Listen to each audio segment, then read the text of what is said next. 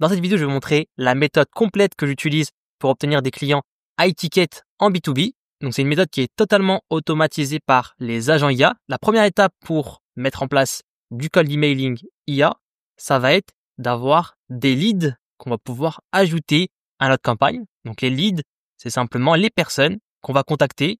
Donc, on aura besoin de leur adresse email pour pouvoir les contacter et c'est à eux qu'on va envoyer un email de prospection. Donc, pour obtenir des leads, je dois déjà savoir quel est mon ICP, c'est-à-dire mon client idéal qui je veux contacter. Une fois que j'ai défini clairement mon avatar et mon client idéal, je vais pouvoir me rendre sur une application comme Unlimited Leads. Le lien sera en description et je vais pouvoir sélectionner les différents critères qui correspondent à mon avatar. Donc, par exemple, je vais prospecter sur la France. On va choisir en pays le pays France, des entreprises entre 1 et 25 employés dans l'industrie de la comptabilité.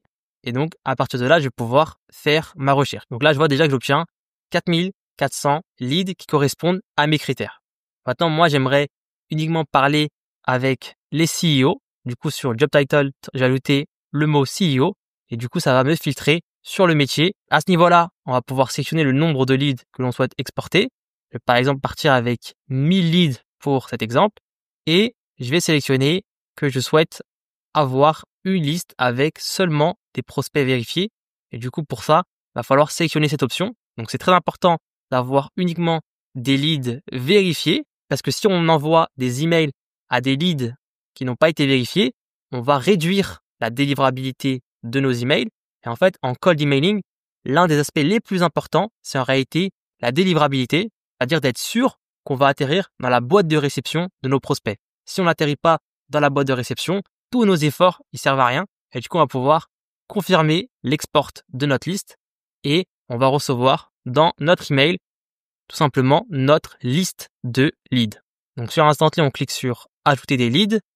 On va pouvoir sélectionner l'option CSV et tout simplement ici, vous allez pouvoir dropper votre liste de leads qui va s'ajouter automatiquement à votre campagne sur Instantly. Donc, la deuxième étape importante, ça va être d'avoir un copywriting qui suscite l'intérêt de vos prospects. Donc, c'est une étape qui va être un petit peu difficile parce que si vous ne réussissez pas à cette étape, vous allez penser que le cold emailing ne marche pas, mais en réalité, c'est souvent à cause de votre copywriting. Si vous avez le bon copywriting, vous allez avoir des résultats qui peuvent être exceptionnels et avoir un peu la recette qui fonctionne. Mais si vous avez le mauvais copywriting, rien ne va fonctionner et en fait, vous allez simplement envoyer des emails et personne ne va jamais y répondre simplement parce que votre copywriting est trop mauvais. Il y a plusieurs règles à respecter dans un bon copywriting. L'une des règles les plus importantes, ça va être de garder un email qui reste assez court. Étant donné que vous allez envoyer des emails de prospection à des gens qui ne vous connaissent pas, ils n'ont pas envie de vous donner plus que quelques minutes de leur vie pour entendre ce que vous avez à leur dire. Donc simplement parce que c'est comme de la publicité, on n'a pas forcément envie de regarder une publicité pendant des heures.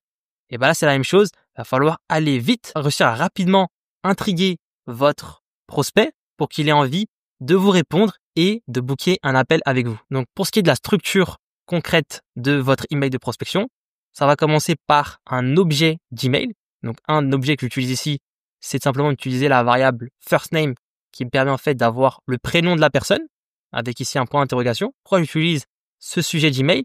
Simplement parce que c'est un sujet qui va intriguer la personne. Comme on est directement intrigué lorsqu'on voit notre prénom avec un point d'interrogation, ça intrigue la personne, elle a envie de cliquer.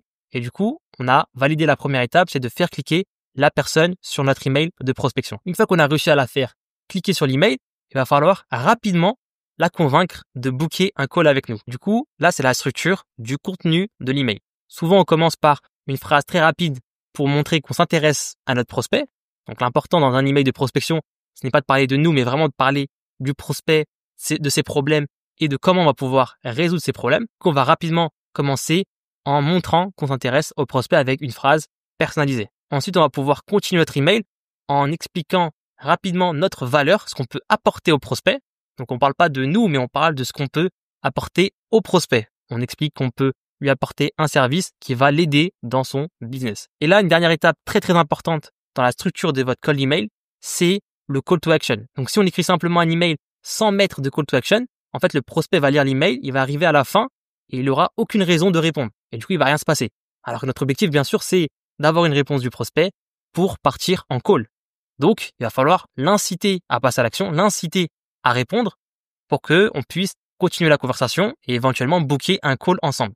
Du coup, un call to action, ce serait quelque chose du type « Quand seriez-vous disponible pour un appel de 15 minutes pour qu'on puisse discuter ensemble de la solution que j'ai à vous offrir pour résoudre votre problème ?» Et une fois que la personne va répondre à votre email de prospection, on le verra, ça va être un agent IA qui va pouvoir envoyer le lien pour réserver le rendez-vous. Donc là, j'ai créé bien sûr un exemple pour vous montrer, mais en fait, ce qu'il faudrait faire au niveau des copywriting de votre call d'email, c'est d'avoir différentes variations. Donc ne pas se limiter à une seule variation pour votre call d'email, mais avoir 3 voire 4 emails différents.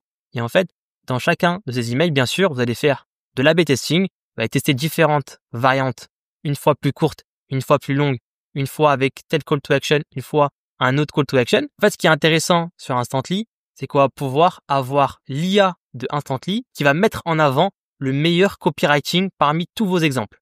Donc, si vous avez un de vos copywriting parmi les 4 qui a un bien meilleur taux de réponse et un bien meilleur taux d'ouverture, l'IA d'Instantly va plus le mettre en avant que les autres copywriting. Justement, pour paramétrer l'IA d'Instantly, qu'elle mette en avant plus votre email qui a le meilleur taux de réponse, on va devoir aller au niveau des options.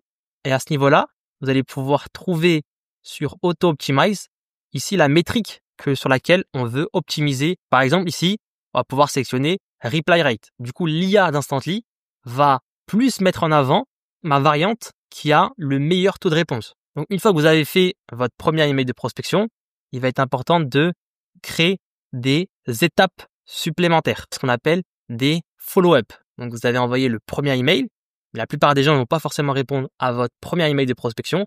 Et du coup, vous allez envoyer plusieurs autres emails, donc les jours suivants, pour essayer d'avoir une réponse de la part du prospect. Donc, bien sûr, souvent, le meilleur taux de réponse se trouve entre le premier email et le deuxième email, étant donné que c'est un email de prospection. Les gens ne vont pas forcément répondre au bout du 10e email. Du coup, ce que je vous conseille de faire, c'est de vous limiter à 2-3 relances maximum. Donc, si tu es un freelance, une agence ou un entrepreneur dans le B2B et que tu souhaites obtenir des clients de manière automatique avec l'IA et prédictible, tu peux réserver un appel dans la description. Donc, une autre chose très importante lorsqu'on fait du cold emailing, c'est de s'assurer que on a une bonne délivrabilité. Et donc, pour ça, il y a plusieurs règles à respecter. Et l'une de ces règles, ça va être de s'assurer d'avoir des emails qui ont un bon niveau de santé. Donc, quand on parle de santé pour un email, simplement pour dire que notre email n'est pas considéré par Gmail, par Outlook, comme étant un email de spammer. En tout cas, une chose très importante que vous pouvez faire déjà pour améliorer votre santé, ça va être de chauffer vos emails. Au niveau d'Instantly, ce qui est pratique, c'est qu'ils ont une option à ce niveau-là. Vous pouvez activer la flamme qui vous permet de chauffer vos emails. Et lorsque l'email est tout nouveau et que vous n'avez jamais fait de prospection avec, on garde en général un délai de 2 semaines durant lequel on va simplement chauffer l'email. Donc, on va absolument rien envoyer avec cet email pendant les 2 premières semaines. Et une fois les 2 semaines terminées, on va commencer à envoyer des emails de prospection avec notre nouvel email, mais de manière progressive. Donc, la première semaine, on envoie seulement 15 emails, puis ensuite 20, 25, puis on arrive au maximum à 30 emails. Donc, chaque adresse email aura quand même un maximum à 30 emails par jour. Si vous envoyez pour une même adresse plus de 30 emails par jour, vous risquez de finir en spam. Ce qu'il faut comprendre pour vos emails de prospection, c'est que ce sont bien des emails professionnels. Ce ne sont pas des emails particuliers avec gmail.com ou outlook.com. C'est des emails de la forme votre nom, prénom avec le domaine de votre entreprise. Mais vous allez avoir une limitation du nombre d'emails que vous pouvez avoir pour un même domaine. Donc là, par exemple, cet email est sur ce domaine et en fait, je vais pouvoir avoir au maximum sur ce domaine 3 emails différents. Donc là, je peux faire prénom.nom et ensuite je peux faire prénom ce domaine ou bien prénom.initial ce domaine. Et du coup, vous allez avoir au maximum 3 emails par domaine. C'est important de respecter ces limitations de 30 envois par email et de 3 emails par domaine pour ne pas finir en spam. La dernière chose maintenant, c'est la réponse de vos prospects. Donc, vous avez envoyé vos emails de prospection avec des emails qui sont bien chauffés, donc votre délivrabilité, elle est bonne. Et vous commencez à avoir vos premières réponses à vos emails de prospection de la part de vos prospects. Là, il y a une chose essentielle et qui est très très négligée dans le domaine, c'est de répondre très rapidement à vos emails de prospection. Donc, si vous avez une réponse de votre prospect, En moins de 5 minutes, vous devez déjà avoir répondu à votre prospect pour maximiser votre taux de réussite, donc votre taux de prise de rendez-vous. Mais en fait, si vous le faites manuellement, c'est impossible de gérer de gros volumes et de rester sous la barre des 5 minutes pour la réponse à un prospect. Du coup, la solution pour rester sous les 5 minutes, ça va être d'utiliser bien sûr un agent IA qui va répondre à votre place à tous vos emails de prospection. Donc, vous envoyez des emails, vos prospects répondent et en fait, il y a l'agent IA qui va automatiquement y répondre. Ça va être vraiment extrêmement important si vous souhaitez avoir du résultat sur votre campagne de prospection. Autrement, ça va être difficile d'avoir des résultats. Donc, pour mettre en place votre agent IA, vous allez avoir besoin d'utiliser le webbook d'Instantly. Donc, à ce niveau-là, vous allez pouvoir ajouter ici l'URL de votre webbook. Vous allez pouvoir sélectionner l'événement reply. Et du coup, à chaque fois que vous allez avoir un reply sur votre campagne, c'est-à-dire une réponse sur votre campagne, l'agent IA va recevoir la réponse. Et du coup, ici, on va pouvoir sélectionner la campagne que l'on souhaite. On ajoute ce webbook et en fait, on va le connecter avec notre agent IA, que ce soit sur Make ou N8N. Et c'est à lui, à ce niveau-là, de créer la réponse et de l'envoyer à la fin avec une appel API vers votre campagne.